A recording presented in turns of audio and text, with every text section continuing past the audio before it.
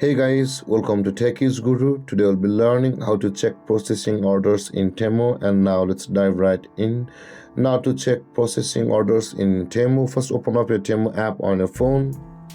After opening your Temu app, guys, on this interface at the bottom of the screen, you can see a bunch of icons available for us, and there is the U button at the middle of those icons.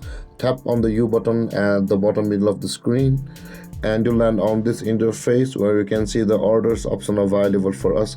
Just below the messages, tap on your orders, and when we land on this interface at the top of the screen, you can see currently we are on the all orders panel of the Temu, but just beside that there is the processing available for us, and this is the place where you will be able to check your processing orders in Temu. And with that being said, guys, this is how to check processing orders in Temu.